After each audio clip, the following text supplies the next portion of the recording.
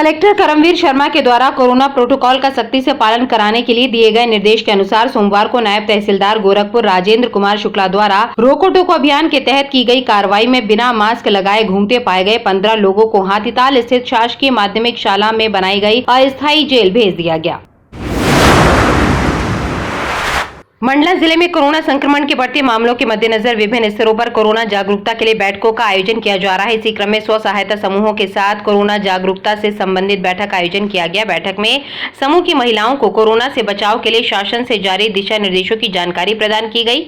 इसी प्रकार समूह के सदस्यों को स्थानीय स्तर पर मास्क के उपयोग, सोशल डिस्टेंसिंग का पालन करने, अनावश्यक रूप से घर से बाहर न निकलने और भीड़ भाड़ वाले स्थानों से जाने से बचने की समझाइश दी गई। जबलपुर संभाग के सिवनी जिले में सिवनी कलेक्टर डॉक्टर राहुल हरिदास फंटिंग ने जिला चिकित्सालय सभाकक्ष में कोरोना संक्रमण की रोकथाम और त्वरित उपचार व्यवस्थाओं की समीक्षा की। उन्होंने लगातार बढ़ रहे मरीजों की संख्या के मद्देनजर जिला चिकित्सालय के साथ ही आवश्यकता अनुसार विकास खंडवार कोविड केयर सेंटर को पुनः प्रारंभ करने के निर्देश दिए। उन्होंने प्रत्येक केयर सेंटर में सभी आवश्यक सुविधाएं सुनिश्चित करने के निर्देश दिए। जिला चिकित्सालय से उपचार और होम आइसोलेशन में रखे गए मरीजों के स्वास्थ्य की स्थिति की जानकारी प्राप्त करने के साथ ही कॉन्ट्रैक्ट ट्रैकिंग में लगे अधिकारियों से मरीजों की ट्रैवल हिस्ट्री की जानकारी प्राप्त की। उन्होंने अधिकारियों को प्रत्येक नए मरीज की कॉन्ट्रैक्ट हिस्ट्री का पता लगाकर संपर्क में आए व्यक्तियों को होम आइसोलेट रखने के निर्देश भी दिए। नरसिंहपुर में कोरोना संक्रमण की रोकथाम के लिए आम नागरिकों को जागरूक करने के उद्देश्य से नरसिंहपुर की राजस्व, पुलिस और नगर पालिका की संयुक्त टीम के द्वारा सोमवार को रोको टोको अभियान चलाया गया। अभियान के दौरान कुल 51 व्यक्तियों और दुकान संचालकों के विरुद्ध कार्रवाई कर 10,500 रुपए का जुर्माना लगाया गया। संयुक्त टीम ने कोरोना गाइडलाइन के उल्लंघन पर 3 दुकानों पर चालानी कार्रवाई कर उसे सील कर दिया। जबलपुर जिले में कोरोना की रोकथाम और बचाव की निगरानी के लिए राज्य शासन द्वारा नियुक्त प्रभारी और अपर मुख्य सचिव जेएन कंसोटिया ने मेडिकल कॉलेज हॉस्पिटल में आयोजित बैठक में जिले में कोरोना पर प्रभावी नियंत्रण के लिए किए गए इंतजामों की समीक्षा की। इस दौरान commissioner B Chandrashekhar, collector Karamveer Sharma, अपर कलेक्टर हर्ष दीक्षित, नगर निगम commissioner Sandeep GR, dean medical college doctor Kasar सहित मेडिकल कॉलेज के स्टाफ उपस्थित रहे। इस मौके पर एससीएस ने कोविड के नियंत्रण और रोकथाम के लिए उपलब्ध चिकित्सकीय संसाधनों और प्रयासों की समीक्षा कर कहा कि इमरजेंसी और आवश्यक संसाधनों की उपलब्धता सुनिश्चित करें, जिससे चिकित्सकीय मैनेजमेंट सही रहे। साथ ही उन्होंने बैठक के दौरान पीपीई किट पहनकर इलाज करने वाले डॉक्टरों को गर्मी से राहत पर भी चर्चा की। बैठक के बाद उन्होंने होम आइसोलेशन में रह रहे लोगों से भी बातचीत की। साथ ही सीसीटीवी और अग्नि नियंत्रण सिस्टम को देखा। सुपर स्पेशलिटी हॉस्पिटल के बाद राज्य कैंसर संस्थान पहुंचकर टीकाकरण की व्यवस्थाओं को भी उन्होंने देखा। संबंधितों से आवश्यक चर्चा कर टीका लगवाने आए लोगों से उनके स्वास्थ्य के बारे में जानकारी ली। कोरोना जागरूकता के लिए 16 प्रचार रिक्शों को हरी झंडी मेडिकल कॉलेज के प्रवास के दौरान दी। कोरोना संक्रमण के प्रति आम जनमानस को जागरूक करने के लिए 16 प्रचार रिक्शों को हरी झंडी दिखाकर उन्होंने रवाना किया और सभी को जागरूक करते हुए ये कहा कि मास्क के लिए लोगों को जागरूक करें, वैक्सीनेशन के लिए लोगों को प्रेरित करें और बिना मास्क के घर से बाहर निकलने वालों को हिदायत दें।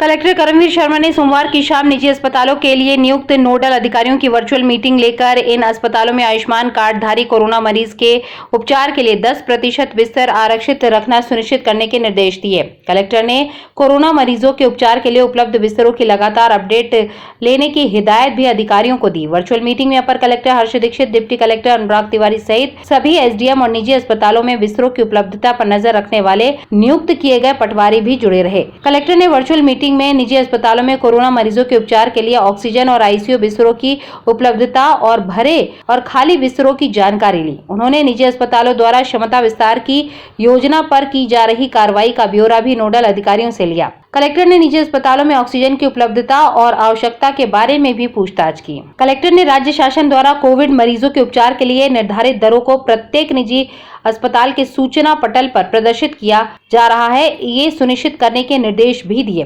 कलेक्टर ने निजी अस्पतालों के लिए प्रभारी बनाए गए पटवारियों के नाम, मोबाइल नंबर सूचना पटल पर प्रदर्शित करने के लिए कहा।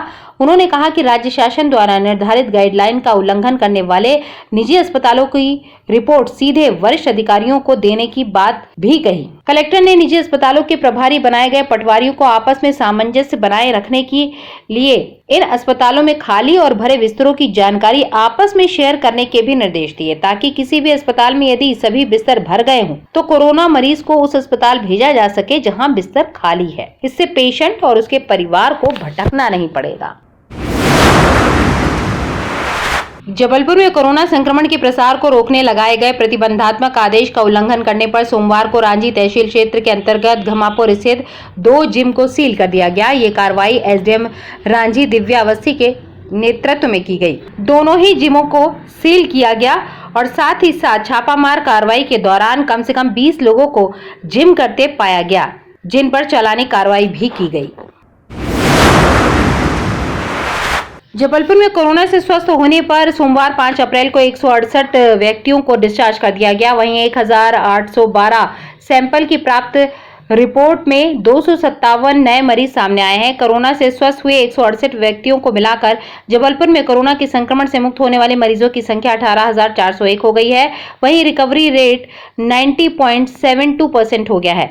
रविवार की शाम 6 बजे से सोमवार की शाम 6 बजे तक कोरोना के 257 संक्रमित व्यक्तियों को मिलाकर जबलपुर में कोरोना मरीजों की संख्या 20,282 हो गई है। वहीं एक व्यक्ति की मृत्यु की रिपोर्ट भी प्राप्त हुई है। जबलपुर में कोरोना से जान गंवाने वाले मरीजों की अब संख्या 274 हो गई है। वहीं जबलपुर में कोरोना के एक्टिव केस अब 1,607 हो गए हैं। कोरोना की जांच के लिए 2,238 व्यक्तियों के सैंपल लिए गए हैं। उधर जबलपुर में रोको टोको अभियान के तहत सोमवार को पाटन में नायब तहसीलदार सुरभि जैन और सीएमओ नगर परिषद नीलम चौहान के द्वारा कोरोना प्रोटोकॉल का उल्लंघन करने वालों पर चालानी कार्रवाई की गई और 12 व्यक्तियों से 1,150 रुपए का जुर्माना वसूला गया। इस दौरान होटल संचालकों को समझाइश दी गई कि होटल में पार्सल सुविधा शुरू करें, होटल में भीड़ न लगने दें, अन्यथा उनके विरुद्ध भी कार्रवाई की जाएगी। कार्रवाई में राजस्व, नगर परिषद टीम और पुलिस का अमला भी मौजूद रहा। जिले के मुख्य चिकित्सा और स्वास्थ्य अधिकारी डॉक्टर रत्नेश कुररिया ने संक्रमण से बचने के लिए मास्क और फिजिकल डिस्टेंसिंग को अनिवार्य बताते हुए कोरोना मरीजों के उपचार के इंतजामों की जानकारी दी। मुख्य चिकित्सा अधिकारी ने 45 वर्ष से अधिक आयु के सभी नागरिकों से कोरोना की वैक्सीन लगवाने का आग्रह करते हुए सावधानी बरतने के साथ ही कोरोना का एकमात्र उपचार यही बताया और वैक्सीन से होने वाले फायदे के बारे में भी सभी को जानकारी दी। नमस्कार, जबलपुर के सभी नागरिकों को मैं सीएमएचओ डॉक्टर रत्नेश कुरारिया सादर नमन करता हूं। जैसा कि ज्ञात है कि पिछले कुछ दिनों से कोविड के केसेस में बढ़ोतरी हुई है। जैसा हमने अगस्त और सितंबर में जबलपुर शहर ने कोविड की महामारी को फेस किया था, बड़ा एक तकलीफदायक समय था, वैसा ही कुछ समय अभी आ रहा है। अमूमन 200 केस प्रतिदिन पॉजिटिव आ रहे हैं, लेकिन फिर भी ये मानना है कि ये जो इस बार केसेस आ रहे हैं, इनकी संक्रामकता तो ज्यादा है, ये फैलने की क्षमता तो इसमें ज्यादा है, लेकिन इसमें उतना घातक वेरिएंट नहीं है और अमूमन बहुत लोगों को प्रभावित कर रहा है। प्रभावित वही लोग हो रहे हैं जो कहीं ना कहीं सावधानी नहीं बरत रहे हैं, जैसे मास्क नहीं पहन रहे हैं, सोशल डिस्टेंसिंग का अभाव कर रहे हैं या अनावश्यक भीड़ भाड़ वाले इलाकों में जा रहे हैं। उन्हीं लोगों में यह रोग फैलने की ज्यादा आशंका है।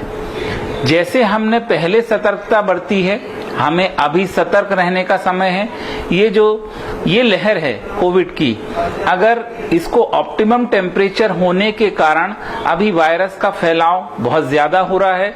अगर हम नियमित रूप से अपनी साफ सफाई का ध्यान रखेंगे, हाथों को साफ रखेंगे, साबुन से धोएं, सैनिटाइज करें, मास्क का सदैव प्रयोग करें और अनावश्यक घर से बाहर न निकलें। आज कोविड की इस महामारी में जबलपुर में कोई संसाधनों की कमी नहीं है। आज दिनांक तक हमारे पास तकरीबन 2000 बिस्तर शासकीय एवं निजी चिकित्सालयों में चिन्हित कर लिए गए हैं, जिससे हमें घबराने की जरूरत नहीं है। और हम पॉजिटिव भी होते हैं तो हमें तुरंत आइसोलेट होना है, हमें कंट्रोल रूम के सतत संपर्क में रहना है। हमारी डॉक्टर्स की टीम लगी हुई है, वीडियो कॉलिंग के माध्यम से सभी मरीजों के स्वास्थ्य पर निगरानी रखी जा रही है। जहां आवश्यकता होती है हम उनको अस्पताल में भर्ती करने की पूरी व्यवस्था कराते हैं। हमारे पास किसी तरह की दवाई या संसाधनों का अभाव नहीं है। साथ ही अभी एक हमारे पास जो वैक्सीन का एक बहुत बड़ा अस्त्र हमारे पास में आ गया है, जो कि मेरा सभी लोगों से निवेदन है कि 45 वर्ष से अधिक आयु के लोग अपने निकटस्थ टीकाकरण केंद्र में जाएं और टीकाकरण अवश्य कराएं। टीकाकरण को लेकर बहुत भ्रांतियां हैं कि टीकाकरण होने के बावजूद भी लोग कोविड पॉजिटिव आ रहे हैं। जैसा कि ये वायरल इन्फेक्शन है, अगर स्ट्रेन बदलता है तो हो सकता है किसी दूसरे स्ट्रेन के कारण वो व्यक्ति पॉजिटिव आ सकता है, लेकिन वैक्सीन से उसको ये इतनी सुरक्षा मिल जाएगी कि उसका रोग गंभीर नहीं होगा। हो सकता है उसको अस्पताल में भर्ती भी नहीं होना पड़े, लंग्स का इन्वॉल्वमेंट नहीं होगा, और जो बीमारी से रिलेटेड जो कॉम्प्लिकेशन होते हैं उन चीजों से वो बच जाएगा। तो वैक्सीन आवश्यक रूप से लगवाएं। वैक्सीन हमारे पास दोनों ही तरह की उपलब्ध हैं, कोविशील्ड और कोवैक्सीन। दोनों ही वैक्सीन पूर्णतः कारगर हैं और उसमें किसी तरह की कोई आशंका नहीं है कि ये वैक्सीन ज्यादा अच्छी है कि ये अच्छी है। आपको जिस वैक्सीन का लाभ मिल रहा है, जो उपलब्ध हो रही है, उसके दोनों डोज आवश्यक लगवाएं। कोविशील्ड में जो अभी नई गाइडलाइंस हैं, पहला डोज लगने के बाद उसमें 6 से 8 हफ्ते के अंतराल के बाद दूसरा डोज दिया जाना है, जबकि कोवैक्सीन में 28 दिन के बाद उसका सेकेंड डोज लिया जाना है। तो मेरा सभी से निवेदन है कि वैक्सीनेशन आवश्यक रूप से कराएं, स्वयं को सुरक्षित रखें, परिवार को सुरक्षित रखें और हमारे जिले को सुरक्षित रखें। धन्यवाद।